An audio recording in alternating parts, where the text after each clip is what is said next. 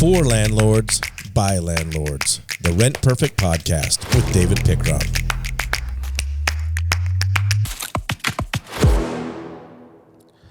Scotty, hello, how are you? Dude, I am doing so... Hey, what's that smell? We're going to talk about smell today, but, you know, first of all, I have a question for you. Sure. Why I guess it's old, man. I don't know. Why do they always talk about the weather? I don't know. My mother-in-law, every time she calls me, she'll text me, it's warm out there. I'm like, we live in Phoenix. Yeah, that's okay. Yeah, I don't know. Driving to the office today, it's 72 degrees, so I'm going to be that old man talking about the weather this morning. And for those of you who live in, like, southern U.S., it's about dang time. Yeah. Right? Bring on the fall.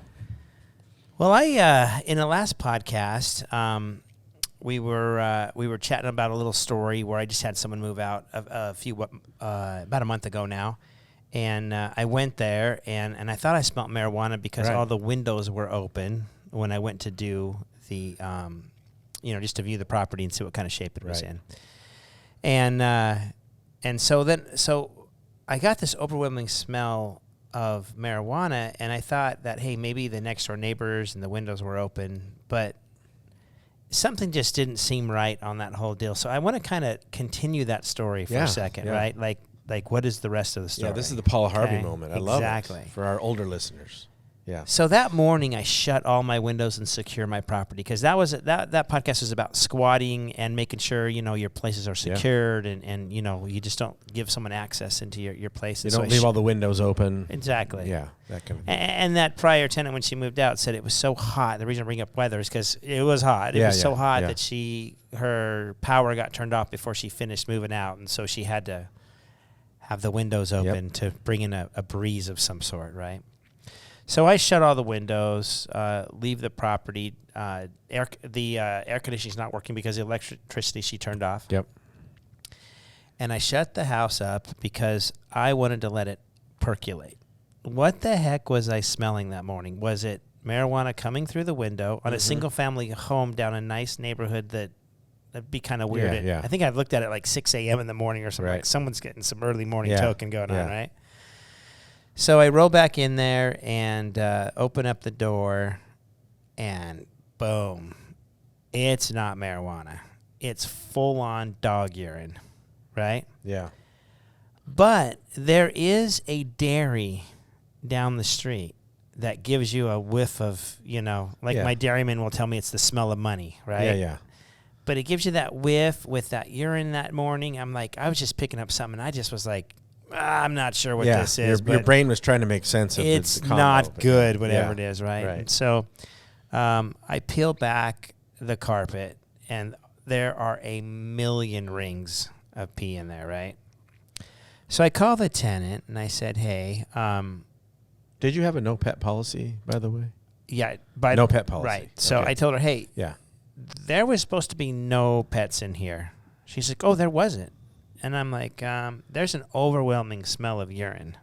So she's probably thinking, well, you're just accusing me of marijuana at the last phone call. Now you're accusing me of urine. You don't know what the heck you're talking about, right? Yeah. She's like, well, my sister did come over with her little dog a couple times, but that dog's potty trained. And before this phone call, I know the neighbor pretty well because, I like to know neighbors. Yeah. And the neighbor's like, oh, yeah, they had a little wiener dog.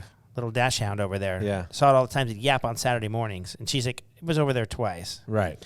So I pulled up the carpet, and I took a picture of the bottom of the carpet, which is just yellow. There's yellow in the padding. Yeah. It's just disgusting, right? And I sent it to her, and I said, hey, I don't know about 2 days and a little dog that's potty trained, but I'll be getting you, a price list to replace all this carpet. In other words, you're not getting your deposit back and more, right? So it made me think of, the first time I went in there to take some pictures to do the kind of the remarketing of the property when she still lived there. She was like, oh, I have COVID. You can't come over. Or she made every excuse not to come over. And then she's like, all right, you can come over tonight. She made a specific time. She was gone. I'm sure she had the dog with her wherever she went. Yeah. And when I walked in the house that night to take some pictures to put it on the market, it was all this nice smelling, rosy. Like she had taken like Febreze crazy and went all over that house. And candles and everything. Yeah, so it went from this, this house smells good. It looks fairly clean. I'm taking pictures to like all that goes away. Windows closed, percolates. Yeah. Goes from nice to disgusting. And so it makes me think as we do our walkouts, if I were to look at it just visually, it was pretty clean. She did a good job cleaning it, and it looked, to my eyes, it looked pretty good. To my nose, it said no way. Yeah, there was no lying to the nose. Right? Sure, yep. But that kind of brings to mind here, we need to use all of our senses, right? Except taste, maybe. Yeah, you know. I don't know. Lick the cupboards. Yeah, this isn't Willy Wonka's factory where we're licking the wallpaper, please. But, there are some things that maybe you should listen for. Sure. And one of those things is the air filter, right? If you get it up underneath an air filter and they haven't changed in a long time, it's just sucking like crazy, like, right? Yep. So I used my eyes, I used my nose, used my ears.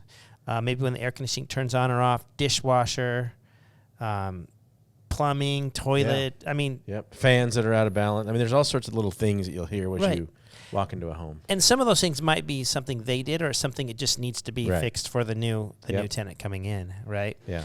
And then also, touch. Like, you don't think about this, but I run my hands over the countertop to make sure that some countertops are made not to show anything, to see if there's any kind of there's some granites out there that are hide stuff really well, right? You might have a chunk out of it, but you wouldn't visually see it. Right. You could kind of rub your hand over a wall, a drywall spot or something. So it just makes me think as I went through this process recently, and I will tell you, I usually deliver my properties in a very, livable fashion, very done up ready really to roll. well. Yeah. And I usually get them back really well. So I'm really not used to coming back to just, and she was only in there a year. A lot of my tenants have been in there for 4, 5, 6, 7 years. Yeah. And so this was, for me, might have been the shortest tenant I ever had with just 1 year because this poor gal was going through a divorce. But anyways, so use all those senses when you do your move-out inspections. Yeah. Did I miss anything here? That makes sense. That makes sense. That is dad joke that day. Makes sense. I'm on it today, buddy. All right. We start with the weather and we end with a dad joke. It's full circle. Oh my gosh. We're almost boomers, but not quite. All right. Well, the nose can be powerful. Yep. Until next time, continue to rent perfect.